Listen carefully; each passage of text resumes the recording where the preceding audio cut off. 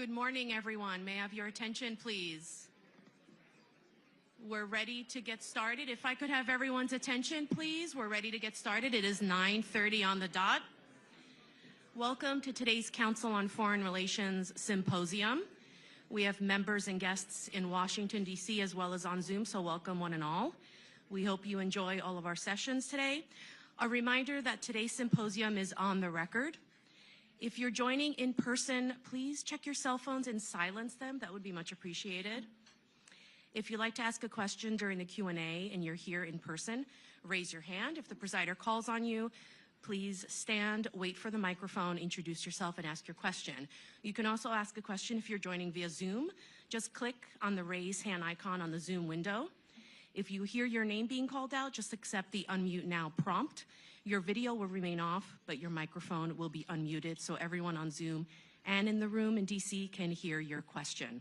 Just introduce yourself and ask your question. Again, all sessions are on the record. Thank you, everyone.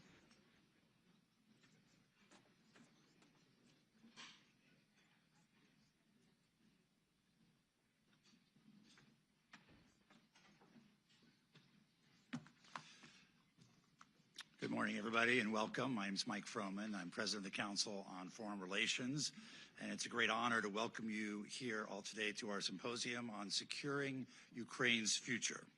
About 6 months ago, the Council launched a special initiative on securing Ukraine's future, led by Senior Fellow Paul Stairs. The initiative is really focused on 3 areas: achieving peace, how can a just and durable peace deal be reached; preparing for and realizing Ukraine's economic reconstruction and recovery, what needs to be done to boost economic growth and rebuild critical infrastructure; and thirdly, building a framework for Europe's long-term security. In these areas, as well as the state of play in Ukraine, those will drive the issues of today's symposium. In a moment, we'll play a short video that explains some of our work in this area, but before we do, I'd like to provide just a little framing context.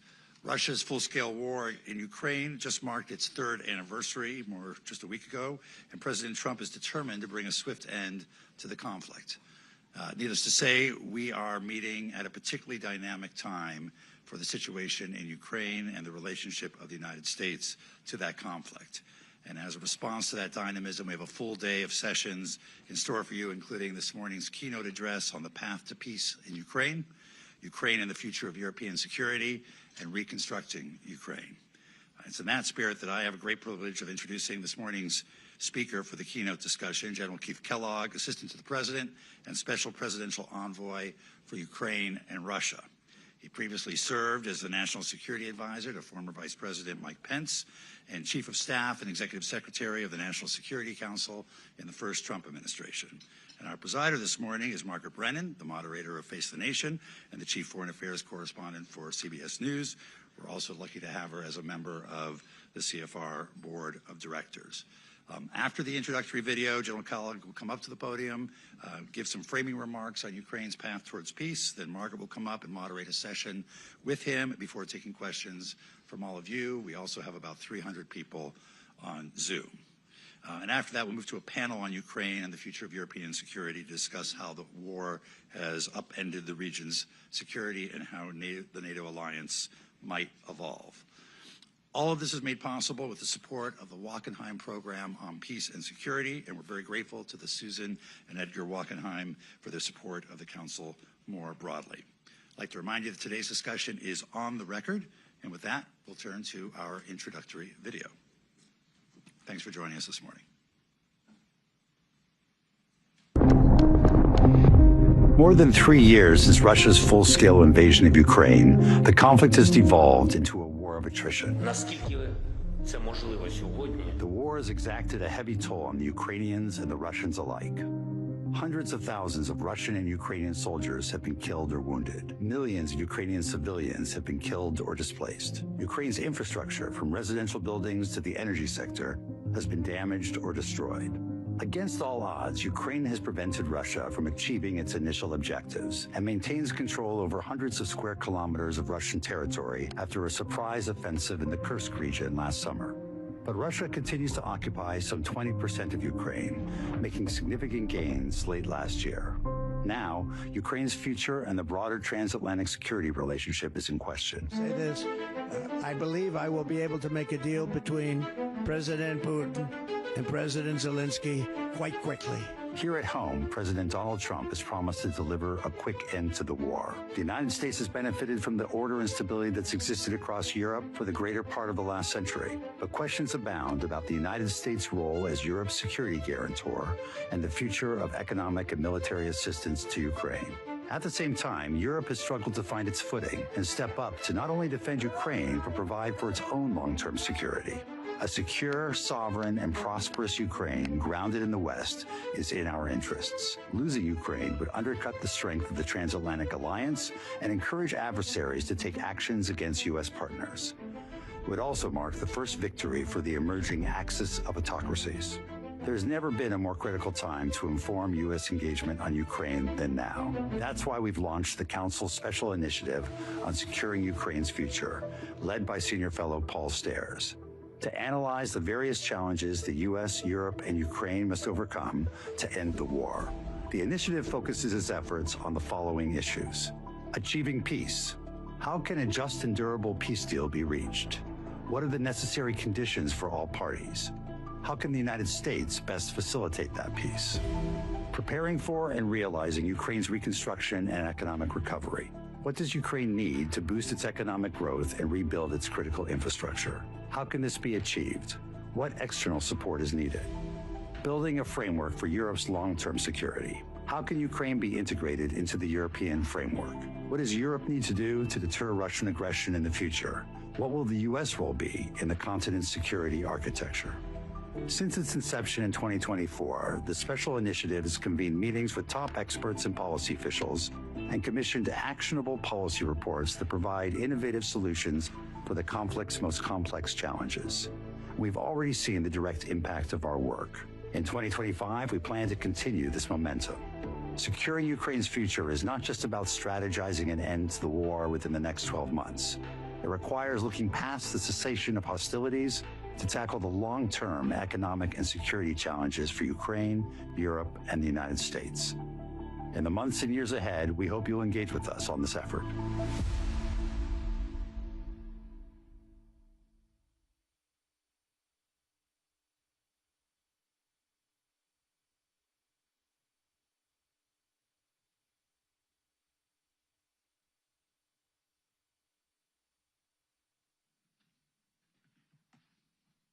Well, thank you to the Council and President Froman for the invitation to speak to you today.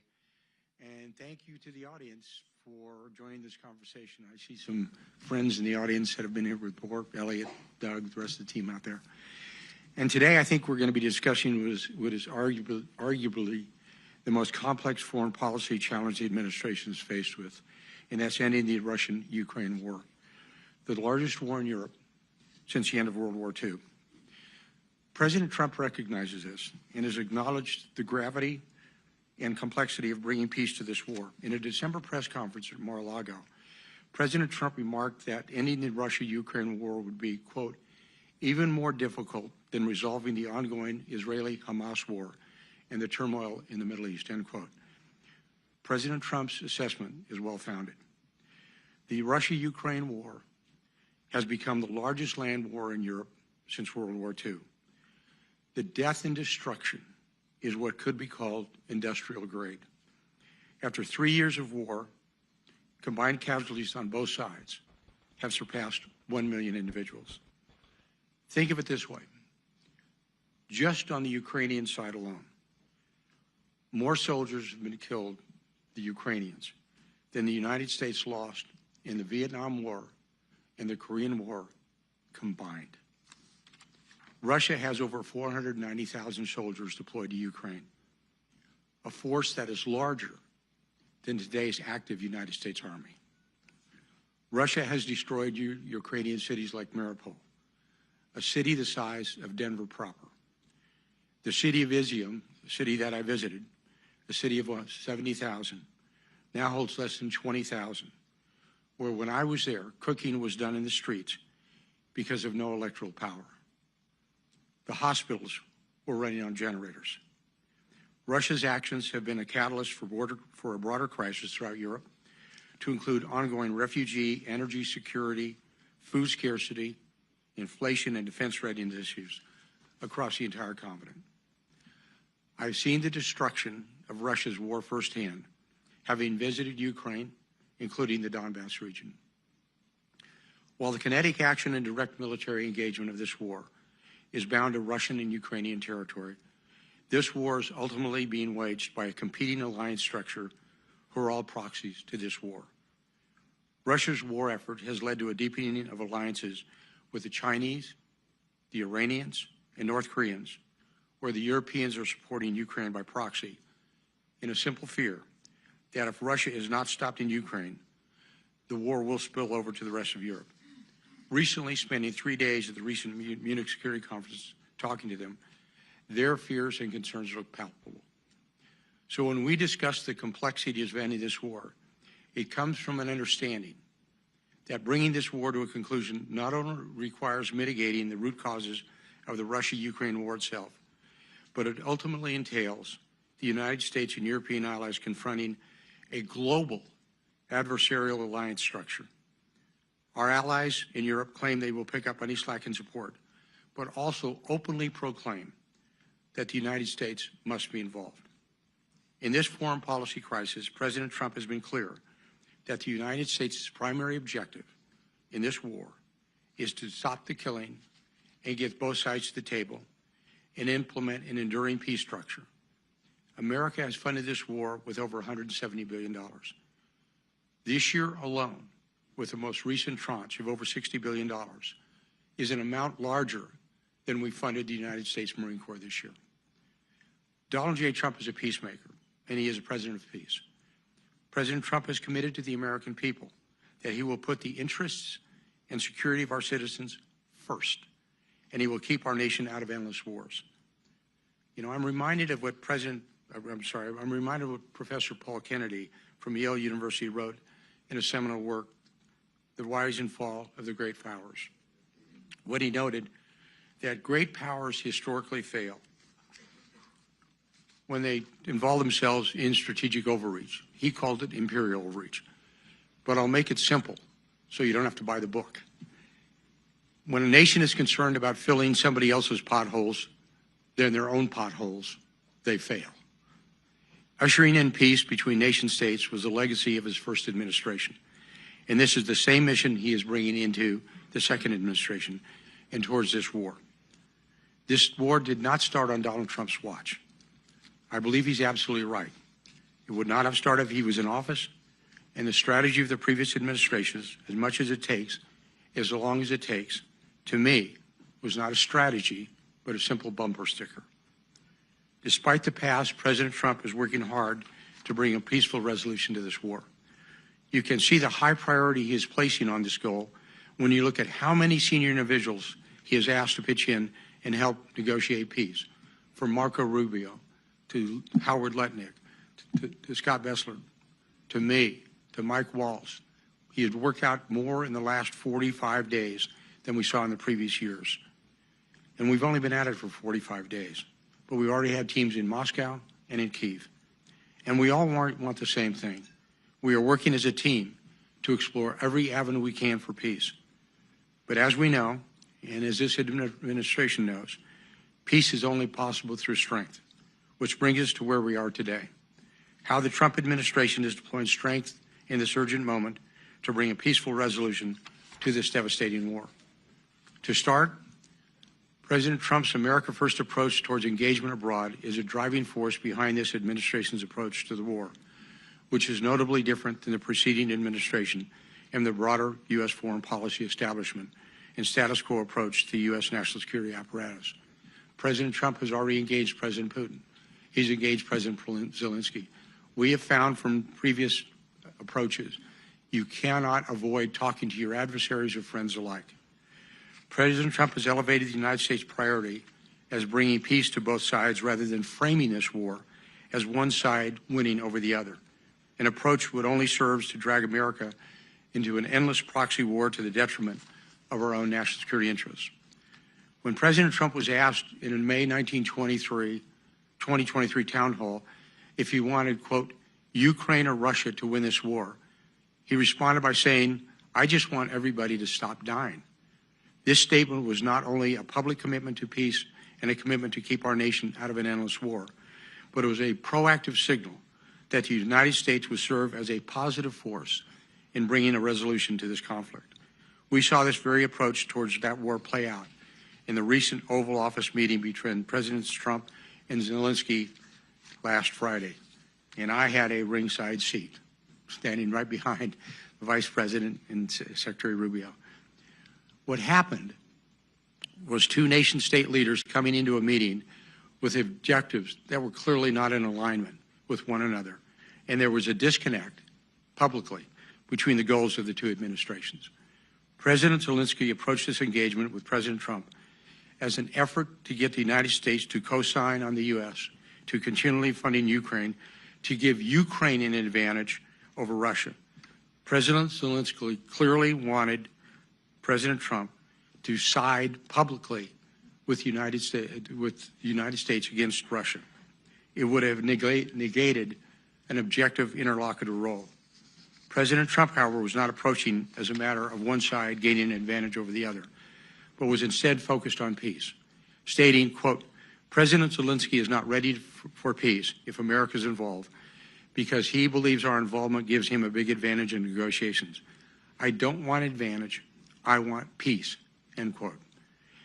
There is the human cost of this war which deeply resonates with President Trump. The casualties of this war have surpassed 1 million. And on an average, this war is costing an average of 600 soldiers killed in action per day. Short of U.S. efforts to end this war and stopping the killing, Ukraine is quickly approaching the lost generation. That is a term that Britain used and experienced from the bloody trench warfare in World War I. Just about a year ago, at this time, I was with President Trump as we traveled on a campaign trip to Iowa, and we discussed the war. He is not new to the issue of conflict resolution. He understands the damages of war and what it brings. And I just returned from Ukraine, where I did a visit to a Ukrainian military hospital in Irpin, where you see physically the toll that this prolonged war has had on the Ukrainian soldiers. One item became very clear, is the urgent need to stop the killing. The visit to Irpin, one that treats soldiers with combat-related amputations, was both uplifting and depressing. Uplifting in seeing soldiers recovering from grievous injuries with a positive attitude, yet at the same time depressing because their physical losses were absolutely catastrophic. This is where President Trump is coming from. He sees the war from both a human dimension and from an American strategic view. There is also a broader strategy at play in President Trump's approach to this war that is informed by the realization that the United States needs to reset relations with Russia. Not engaging with both allies and adversaries is essential in diplomacy. In the previous administration, a mistaken approach was taken in which the United States failed to engage with Russia and leveraged strong diplomacy coupled with credible deterrence to end the war. Nation-state leaders, particularly during times of war, have a primary duty to engage in direct diplomacy with each other and exhaust every lever of statecraft to resolve conflicts and keep our nation out of endless wars. For the President of the United States to not engage with a leader at war has had immense ramifications for our national security. The continued isolation and lack of engagement with the Russians as the war in Ukraine continued is no longer a viable or a sustainable strategy, and is certainly not a responsible approach diplomatically for the United States to continue. These reasons, the human cost of this war, the need to reset relations with Russia to secure Americans' vital national interest, and ultimately to stop U.S. entanglement in an endless proxy war are the driving reasons why President Trump's approach and the framing of this war is distinct from the broader conventional approach that we see publicly to the war. So what you are seeing now and what you are witnessing are urgent efforts by the Trump administration to bring both sides to the table in order to get to a peace settlement. And bringing both sides to the table means applying pressure points and incentives, sticks and carrots, on both sides to get them to the table and agree to peace terms. There are aggressive movements from the administration underway to apply pressure points towards the Russians and obviously to the Ukrainians as well. The seizing of frozen Russian sovereign assets to rebuild and rearm Ukraine, maximum pressure sanctions on Russian energy are a few of the tools the president is leveraging to get Russia to a peace deal. Look at the current sanctions, especially against the shadow fleet that carries 70% of the oil, illicit oil that comes out of Russia. We sanctioned those vessels by name. 70% of that oil comes through the Baltic Sea. The president has been clear that all options are on the table to end this war. For Ukraine, the president is also applying both pressure points and incentives to get Ukraine to the table. The critical minerals deal is an important part of this effort to get Ukraine to the table. And President Trump approaches diplomacy and engagements in a very transactional manner, with economics as the foundation and driving force behind international affairs in President Trump's America's first, quote, transactional diplomacy, end quote, model. The transactional diplomacy approach is why in his discussions with foreign leaders is the first question to them is often to ask, as I found the very first time we were in the cabinet room when a foreign official came in, the comment was, quote, what is the trade imbalance between our two nations? That is the same underpinning of the proposed critical minerals deal between the United States and Ukraine. It sets a foundation in which the United States can receive a direct return on its investment in Ukraine. The United States has been Ukraine's leading partner in supporting Ukraine's defensive war from Russia to the extent of over $170 billion. This deal, the critical minerals deal, in one sense, is a mechanism in which the American taxpayer can begin to be recuperated from the costly financial sustainment of this war.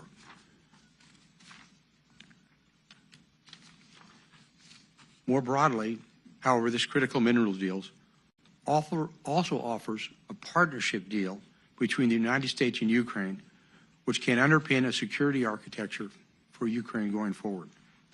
If the United States has direct economic interest in Ukraine, then the United States has a direct and vested interest to protect its economic interests as well, which serves, in fact, as a de facto guarantee, a security guarantee for Ukraine. You will continue to see strong efforts from the United States to bring both sides to the table in order to reach an enduring and sustainable peace effort. We are at the early stages, and very candidly, the road will be bumpy. All peace negotiations are. But failure to end this war, now over 3 years old, could be consequential, not just in Europe, but the world as well. And thank you for having me, and I await your questions and the discussions.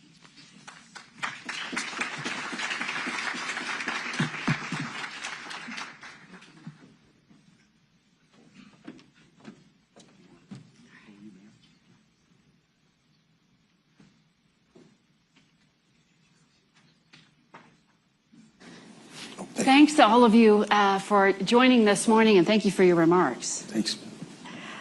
For all of you here, we're going to have about 25 minutes of conversation before we open it up to questions from all of you. So this meeting is on the record, and I see my fellow reporters in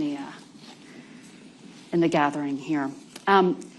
There are a lot of very specific questions. I know you don't want to talk in specific terms, but we have seen just such a flurry of news in the past 24 to 48 hours from the administration, including the CIA director just yesterday going on Fox News and announcing that intel sharing with Ukrainians was being cut off. My network, CBS, is reporting that's all intelligence sharing, including targeting data for U.S.-provided weapons like HIMARS. There is some defensive intelligence being allowed for Ukrainians to protect themselves. Last night, European Command also issued a statement to CBS saying that there is a pause to security assistance to Ukraine, including what was already in train from the Biden administration. So that's on top of the pause of the $3.85 billion that President Trump just issued. What is the intention here? What is the specific ask that Ukraine has to deliver on for all of this to be lifted? Margaret, I believe, and thanks for the question, I believe the push is to get them to engage in diplomatic activities give us their, for lack of a better term, their term sheet, to get this to the table and say this is an approach to going forward. We know that both sides are going to have disagreements and agreements as well. So I think it's like a forcing function that you want to get there. It's sort of like, the Russians may say, well, for you to get involved in the talks, we want you to sell us Alaska back. That probably won't happen. But the same thing is going to be with the Ukrainians. So it's more of anything. It's a forcing function to get to the realization that we want to go to a peace discussion, a peace deal. Look, my experience in the reading of history and studying the Russian War. In fact, there's a great book by Russian War by a guy named Alexander Wirth that it comes right down to it. The one thing you never want to do with the Russians is get into an attrition war. I mean, this is the same nation that in World War II lost 70,000 troops dead in Stalingrad in 6 months and continued to fight. So you have to kind of think about how do they look, how do we want to go to, and you don't want to get into a war like that. So again, bottom line, it's a forcing function to get them to the table. But that's a pretty major concession to Russia to constrain Ukraine's ability to target and hit Russian forces. This pressure really seems to be directly impacting potentially what they can do on the battlefield. Yeah, but this is one of those, very candidly, they brought it on themselves, the Ukrainians. What I mean by that, look, when we were in the Oval Office last week on Friday, and I'll kind of give you the background a little bit of it. When we talked with President Zelensky before that meeting, there were 13 U.S. senators at Hay Adams. And we said, okay, this is like stage managing. This is what you want to say. It's basically going to come in. We have a precious metals deal. You're going to sign the deal. You're going to have lunch, have a press conference, exit stage right, and you're good to go. We continue to go. What happened became a very combative press conference that went on for almost, 50 minutes. That caught everybody a little bit by surprise. I was right there. And I think what happened is everybody said, wait a second, this is not what we thought this was going to be. You don't negotiate peace discussions in public. You don't try to challenge the President of the United States in the Oval Office that, in fact, you need to side with me and not the Russians. You don't become an independent interlocutor if you look at something like that. And he was forewarned. It's not like President Zelensky was not made aware that this is what we wanted out of the Ukrainians, to basically say, go here, it sets the next stage, it opens up, it goes forward. So I don't blame the President of the United States at all. I think he made a decision, as he is the Commander-in-Chief under Article 2, Section 2, that he wanted to do. And it's sort of like saying, okay, if this is where you want to go, we're going to play it real politics. So President Zelensky has at least twice now said, though, that he is willing to sign that deal, that he left the White House without signing after he was kicked out. He's also offered some public remarks that seem somewhat contrite, conciliatory. What does he need to do to turn the intelligence and weapons back on? Or is that off the table entirely? Is the U.S. position now that we do not support Ukrainian military operations against Russia? No, look, I'll go to the second part of the question first. Look what President Trump said in the State of the Union. He was very magnanimous. He was very magnanimous in the Oval Office. And it's very clearly, he's going to, basically there's a pause. He didn't say it was over. He said it was a pause of it. And how long is the pause? Well, here's where, and I'll answer the first part of the question now, because it's a great question. Look, my experience working with him is, it's sort of like if all of you have a contract. You sign a contract for a car, for a house. Before you go forward, you have a signed contract. And part of it now is, okay, sign. The reason he came to the White House was to sign a document that was going to say, this is us going forward. It's not signed. My point would be, and my personal belief would be, you don't move forward until you get a signed document, period. When we get a signed precious metals deal, and he had an option to do that when I was in Ukraine, and they didn't do it. They had the option to do it last week and didn't do it. I wouldn't do anything until we said signed document. But he's offering to do it. Pardon? He is offering publicly, at least, to do it. There's a difference between offering to do it and doing it. What's the holdup now? Sign the document. Can he docu-sign it? Can he email it? These things? That's a great question. Because that seems pretty quick to resolve. But it's like, who was going to sign it? It was Secretary of State Marco Rubio. He's the chief diplomat in Sibilia from Ukraine, or is it, Is that where we are now? It's the protocol that's being negotiated? I think the protocol is you sign a document, and once you sign the document that you want to go forward, that you're serious about it, then I think you can move forward. And I think we've seen too many, starts and misses as we go forward on this. And I think that's part of the issue, is how serious are you to get to peace discussions? And you look at the public comments, and you look at the private discussions, and it's one of those, this is over to you. You figure it out. By the way, this is not something that is unusual. When I was in Kyiv 2 weeks ago, I was very clear to President Zelensky the outcome if we didn't have a signed agreement. I was blunt, unclear, that this was a thing that could have happened. Sometimes, and I will be very honest with you, some people always misread the room with President Trump. And you better understand when you play with President Trump where he's going to, and what he's, when he goes for some type of a deal. And what happened is President Zelensky, he misread the room last Friday, and I think he misread what I was telling him when I was in Kyiv as well. That sounds personal at this point rather than strategic. No, well, I think it is strategic. It's not personal at all. I think what it is, it shows a negotiating style. It shows an understanding of what you're presented with. And it's basically that's how negotiations work. Negotiations are a lot of times personal. I mean, when you go back historically, when you look at negotiations, how they've been solved, they are done personally. Go back to what happened in the Treaty of Portsmouth with Teddy Roosevelt between then the Russians and the Japanese. It was his personal involvement on a personal level that caused the Treaty of Portsmouth to eventually be signed. And I look at it, when you look, I don't care if it's Henry Kissinger and Lee Ducteau or whoever's out there, they're always personal, but I think there's underlying themes behind them. But to be clear, once we get through the protocol and the signing of this economic agreement, which is what the Treasury Secretary calls it, not a minerals deal, does the intelligence switch back on? That's up to the President of the United States. So it's not necessarily do this and this is the result. No, it's up to the President of the United States. I am not the President. I didn't get a single electoral college vote. It's up to the President, and he's the Commander-in-Chief, and he's the President, and I would never, ever speak for the President. It's going to be his call. Well, I'm asking that because it's confusing, frankly. I had the Treasury Secretary on Face the Nation on Sunday, and he had previously described the minerals and economic deal. He said, I was wrong when I called it minerals deal. He said it's an economic partnership deal. But he said that initially was a building block towards peace. After the Oval Office confrontation, he said, now we need peace before we see the economic deal. That was Sunday.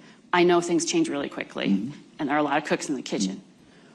But what is the position now? It still sounds like it's an open question if U.S. military and intelligence support for Ukraine will ever be turned back on. Is that right? Well, I look at the word and define the word pause.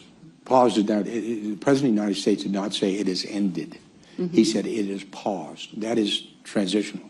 And he is the one who makes the decisions. No one in the administration, none of us, should ever try to speak for the President. That's his call. And I would leave it up to him to make the decision when he thinks it's equitable or when a pause should be lifted. But to me, Margaret, I think he's got a great team of advisors around him, from Marco Rubio to Scott to Howard to Mike Waltz, to that whole team that you see there. It's a synchronized team. We're all in sync together. We're all talking about it.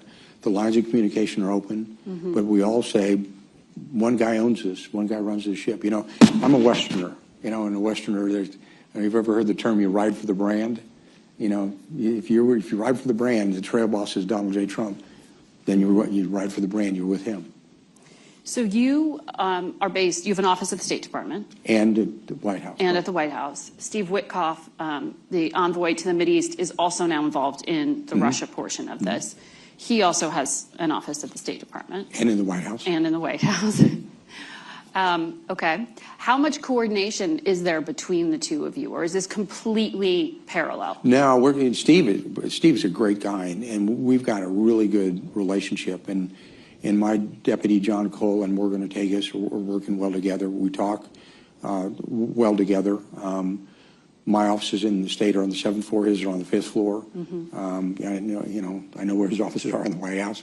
And we're in sync together because we understand the importance behind it. And I think what's happened is because the relationship that Steve has on the Russia side, that actually started because of MBS, Mohammed bin Salman, the crown prince in Saudi, and he brought in Kirill Dmitriev, who's the interlocutor with Russia.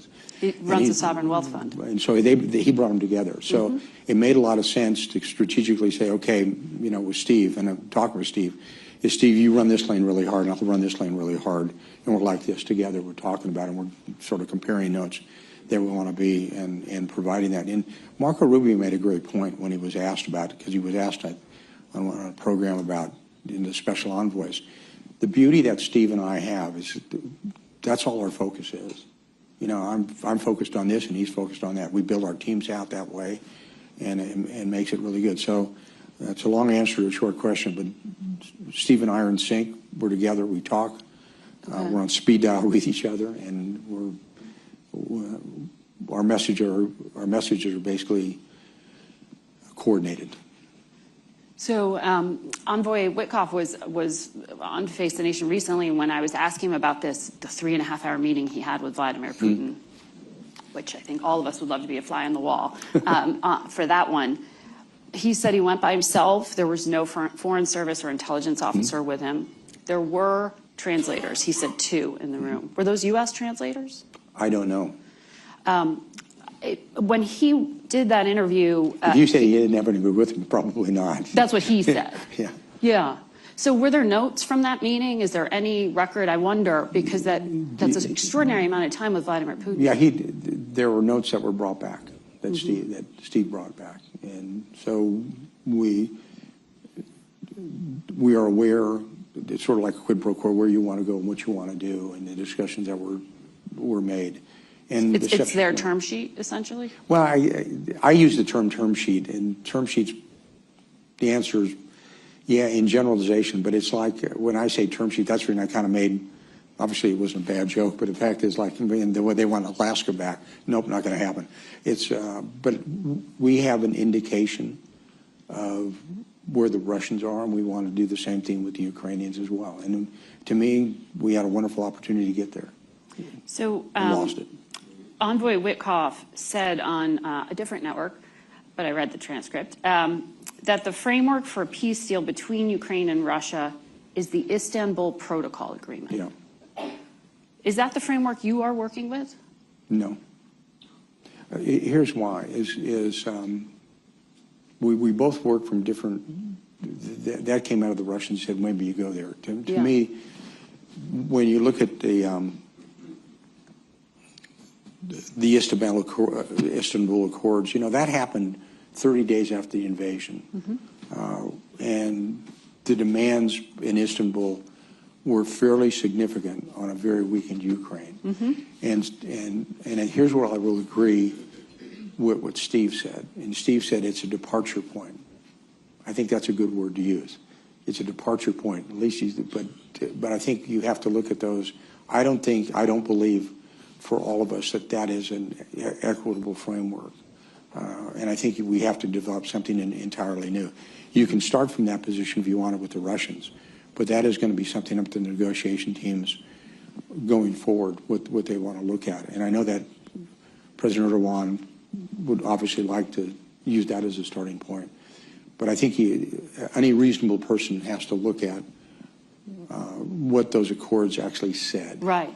And you read each one of them quite clearly what was demanded. And I think now when you look at it, even though Ukraine at the time was agreeable to some of the conditions there, you have to look at the time frame when that was done. And that was when the battlefield was in flux. It was 30 days after the start. They were still fighting around Bucha.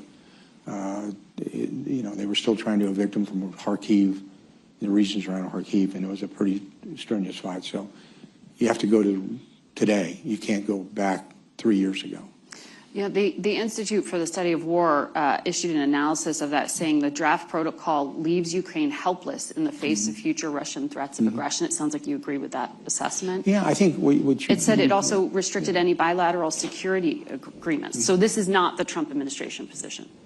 No, I think Steve made the comment as a general comment. It is not the Trump administration policy, because they haven't made their policy. You know, the president said this is where we're going to be, because we haven't got to that point yet. You know, that's what, you know, I like the term sheet.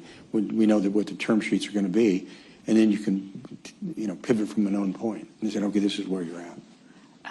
In your remarks, you use the phrase "a credible deterrence to end the war." In your mind, and you have a military background, obviously, what does that mean? Because that could be interpreted as a security guarantee. Yeah, well, I think when you look at it, there's a tendency to default to kinetics. When you talk about a security guarantee, that means 50,000 or 100,000 or 80,000 troops right on the border, right on the line of contact. It is more complete than that. I think you have to look at it when you talk about security guarantees. It's not only the kinetic piece, the military piece, which is clearly important, but it's also the economic piece, the sanctions. What are you doing with the frozen Russian assets? There's $300 billion sitting in Belgium right now. What are you going to use those with? And primarily, that's oligarchs' money. Do you want to seize that? Pardon? Do you want to seize that? I think you have to have that President Putin needs to understand those assets that can't be seized as long as the Europeans are willing to do it. And that's going to be up to the Belgians to want to do that. But it's also diplomatic as well. And I think part of this process is it's an unusual process in the sense that we were not confronted with this 4 years ago. You know, when 4 years ago you looked at North Korea, was think of a quad chart. The North Koreans were over here, the Iranians were over here, the Russians, you know, were over here in working that issue, and the Chinese were over here. Well, now they're all together, and they're all together. You actually got a defense arrangement between the Russians and the North Koreans. North Koreans are fighting outside of Kursk right now. I mean, conceptually, you could see that if there's a war in the Korean Peninsula where over 20,000 U.S. troops are, you could see Russian troops fighting, because that's part of the agreement. And I said, we weren't confronted with that 4 years. It's a brand new arrangement. And so what President Trump did before is he kept them all segmented. It's sort of like the game of whack-a-mole. That every time a mole would come up, you whack it down. Well, all the moles came up. And now we've got to figure, okay, how do we deal with it? Nestor made the comment about geostrategically. This is not just a European problem. This is a global problem. And I think we have to approach it that way as well. You can't just isolate Europe. So that's going to be the issues going forward, and I think the president appreciates that. And it's something that we appreciate. Steve does, I do, Secretary of State Rubio does as well. That we've got to stage manage this in a way that protects U.S. equities into the future. So does credible deterrence mean that the Trump administration would backstop European peacekeeping forces? That came up in the Oval with the Prime Minister of the UK, and it wasn't clear what the U.S. answer was. Well, I think that's part of the discussion we're having with the Europeans as well. When you talk about what does backstop look like, define your terms.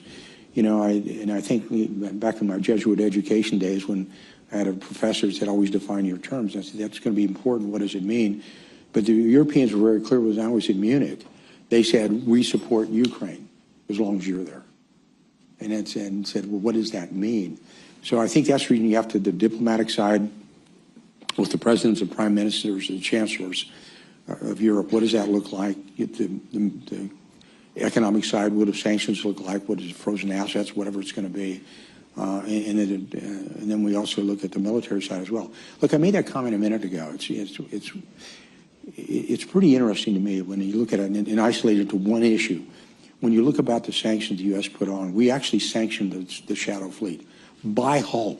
Sorry, the Shadow Fleet, are you talking about the sanctions on Iran? No, the Shadow Fleet was the fleet that carries the illicit oil coming out of Ukraine that's going to some of our allies out there, like India. From Russia. From Russia. And 70% of the illicit oil is, in fact, going through the Baltics on that fleet. We have sanctioned each individual ship by name, USS Kellogg, USS Smith, whatever it is out there. In 2018, 2019, We did something very similar with the North Koreans. We actually sanctioned their fleet that was moving coal from Korea to China. And we used U.S. Coast Guard assets. And we've got 10 world-class cutters that can do that. You actually start interdicting the fleet, and there's ways to do that with the allies. And you start setting that down. And those are kind of things that you do economically that would really make everybody understand, stand up and say, okay, they're serious about this. Bring them to the table. This is what you're going to do. But those are the kind of options that we have to have. So is putting further sanctions on Russia an option at this point? Well, because we haven't heard, at least, that they've been offering any concessions. you know, Margaret, it's not so much more options, it's the enforcement of the options. I think what's happened when you look at, if you ranked order the sanctions, I think if it was between 1 to 10, we're probably at a 7. The problem is with enforcement, we're probably at a 3. And so that's where I keep going back to that one to kind of make a point. If you're serious about the sanctions and you do it, not only the Russian sovereign assets, but there's other things that you can do if you want to do it as allies to do it. And by the way, some of the allies are actually doing that in the Baltics. They're actually intercepting some of those vessels. Now, people come out and say, well, there's international laws, there's international rules, and it's, but you can seize or board some of those vessels to kind of make the point. So the sanctions are there. I think the most important thing is the enforcement of the sanctions, not necessarily the sanctions themselves. You think the Trump administration needs to enforce sanctions against Russia more strongly, or you're well, saying other countries? I think we recognize the opportunity to do so, and I would remind everybody, the war's been going on for 3 years. We've been in office for 45 days. You know, kind of okay. We kind of know where we're at. We're kind of figured it out, and this is where we're going. I want to take some questions from those in the audience as well. But as we gather those, can you quickly tell us what is in the economic partnership deal at this point? Well, Have the terms changed? The deal, you know, when we talk about, and you know, I'm going to be honest with you, you know, if a precious metal hit me in the face, I probably wouldn't know what it was, but I do know what they are.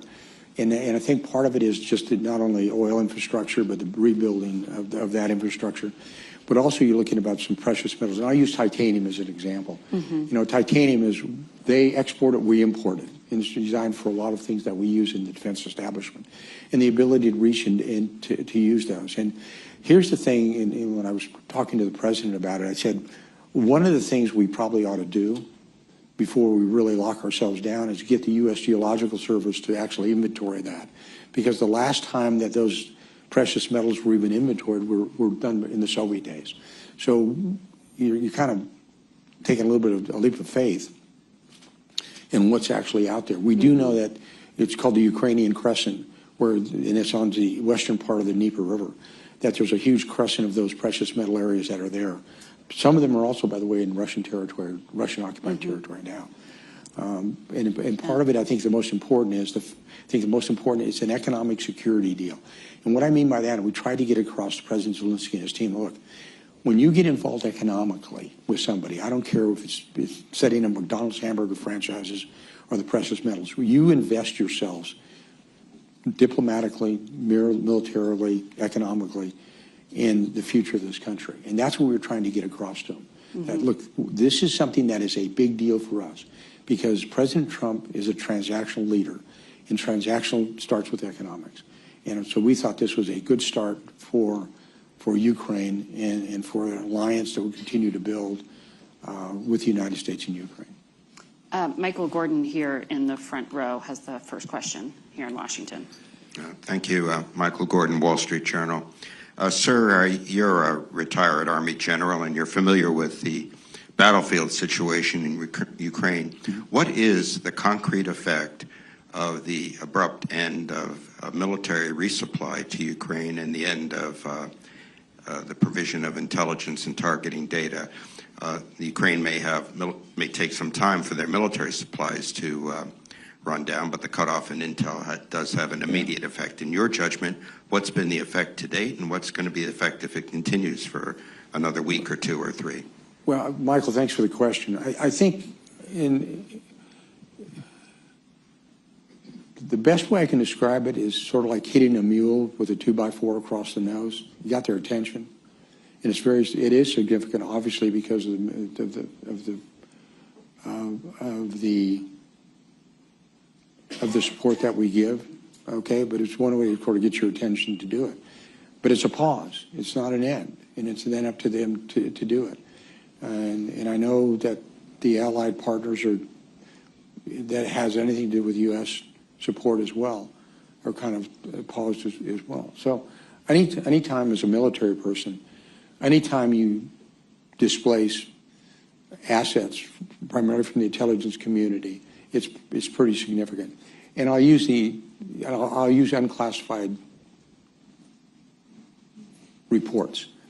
There are certain reports that allow certain aircraft that allows people to see deep, that we basically said this is unclassified reports on the news that have been withheld out there. So it's like, okay, what do we see with their aviation assets, the Russian aviation assets? What does it mean? And I think that's important. But it's sort of like, okay, we're trying to get your attention. Okay, this is serious. This is what the support means. They understand it. You know, we had John Ratcliffe's counterpart, Malyuk, was here last week. He knows, Ratcliffe knows. I made it very clear when I was in Kyiv, the potential for this. It was almost like, well, okay, we hear you. Well, okay, no, we're serious. We're deeply serious about this. And it's not to let them know that it wasn't that we're not serious. We let them know that this president is very serious about it, and we're going to end this war. And this is one way to make sure you understand we're serious about it. So is it hard? Of course it is. But it's not like, Michael, it's not like they didn't know this was coming. They got fair warning it was coming. I told them, and they were told last week as well. It sounds like you're saying there is going to be a significant impact on the battlefield. Do they have enough gear to get them until the summer? I think we're okay. I think the pipelines, you know, they have an ability with the assets they've got to continue to prosecute the fight, to do it. But let's be obvious. Let's be clear about it. I mean, as a military person, I don't care who you're supporting. I don't care if it's Uganda or Rwanda or whomever. If you take away support like that, of course it's important. We know that. But that's one of the reasons why it was done. It's almost like, you know, can I give you an example, a personal example? And, you know, I've got two granddaughters, and their nickname for me is Pop Pop, okay? And sometimes when I talk to them, I'll stray. You know, I'll go, and they grab me like this, and they say, Pop Pop, listen to me, okay? This is one of those, listen to me. We're serious about this. And you need to understand we're serious about this. And this is one of the ways we made sure they understood. And I think as a result of that, they realize we're serious. And they need to get serious about it as well. You know, that Michael, and to go back a week, that 50 minutes in the Oval Office was entirely preventable.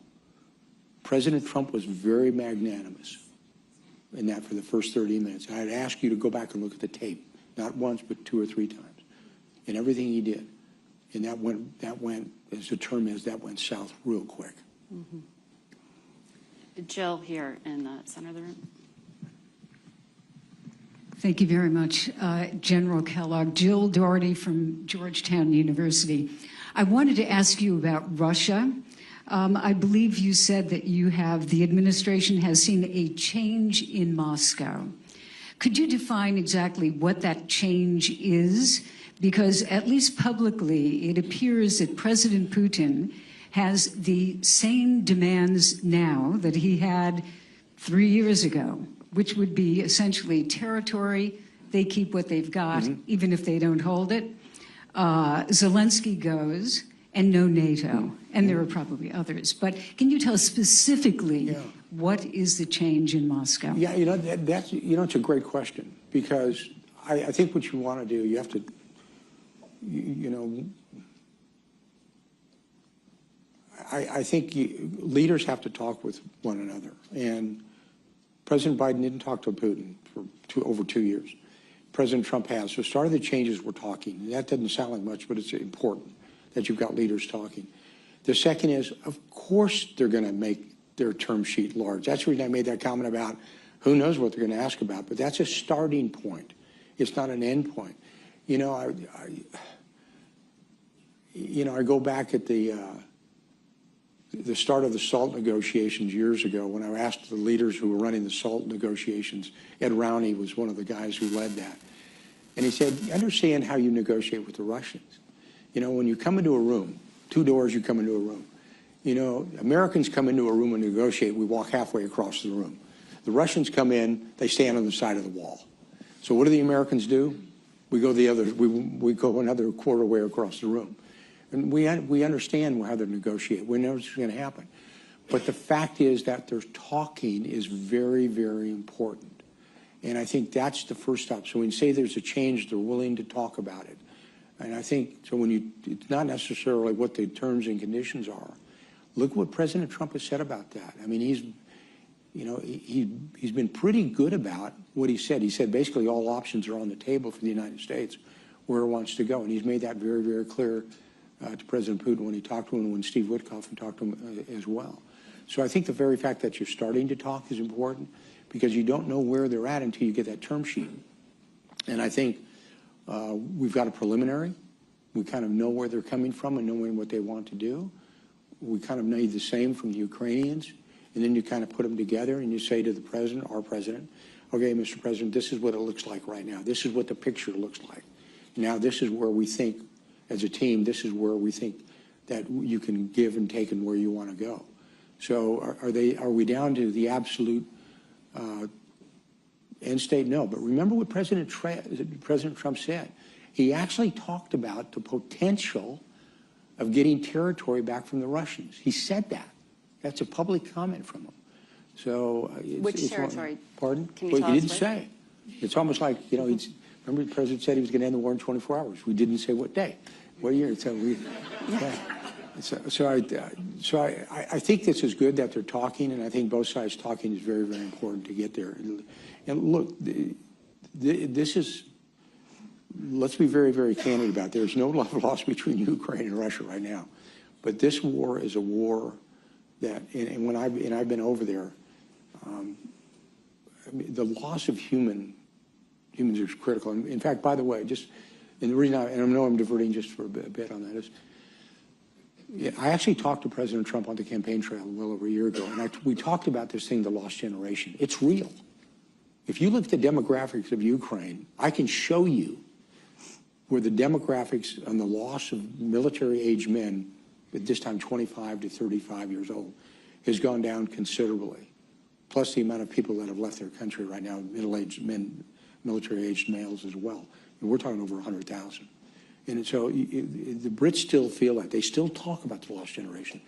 We don't want Ukraine to be in that position where you've got a lost generation. But again, it's a long answer to a short question. The fact is, we're kind of getting the broad parameters of where the Russians are looking at, what they want to do. The president will see that. But you got to get both. You got to say, okay, this is what it looks like. Okay, this is the ground view. And then put it together and say, okay, where do you think this is going to go from both sides? And we expect the Russians to be here. We expect the Ukrainians to be here. We want them to be here in this to end this war.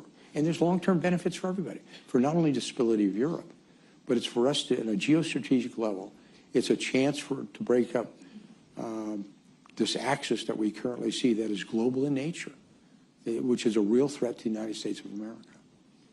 Carrie had a virtual question, I think. We'll take the next question from Stephen Pfeiffer. Thanks very much, General, for the discussion here. Steve Pfeiffer, I'm affiliated with Stanford University and a former American ambassador to Ukraine. Sir, you talked about carrots and sticks. It does seem like the United States is applying some very heavy sticks against Ukraine with the cutoff of intelligence and the suspension of arms. Can you talk a little bit more, though, about the sticks we're applying on Russia? Because at least publicly, the Russians seem to be the much more recalcitrant party with a very inflexible negotiating position. You mentioned sanctions on shadow tankers. Has the Trump administration sanctioned additional tankers? You said something about seizing assets. Are we now moving to seize the Russian frozen bank assets? But what are the sticks we're trying to apply on Moscow? to get Russia to become more accommodating? Because right now it does look like we're leaning pressure on the Ukrainians, but not on the Russians.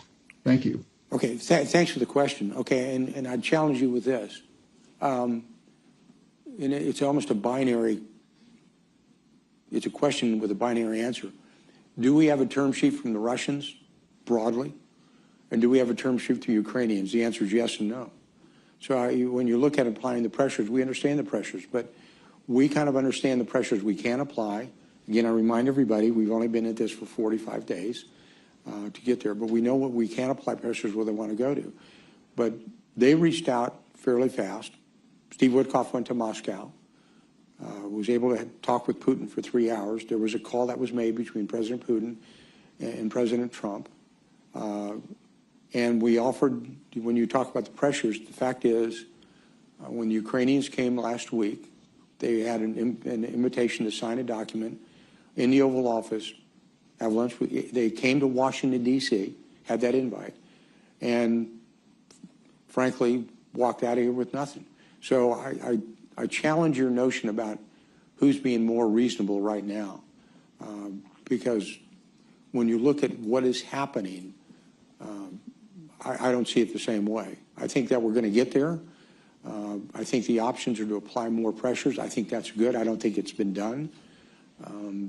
But I think the opportunity is there to do it, and that's going to be up to the President of the United States. Okay. Do we have time for one more, Carrie? Okay. I'm going to go wrap on time up here.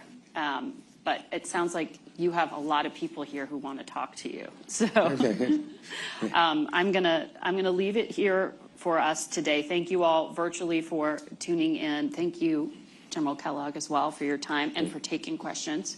The video and transcript of the symposium will be posted on CFR's website, and you can join for Session 2, Ukraine and the Future of European Security, beginning 15 minutes from now. Thank you. Thanks, Margaret. Thank you, General.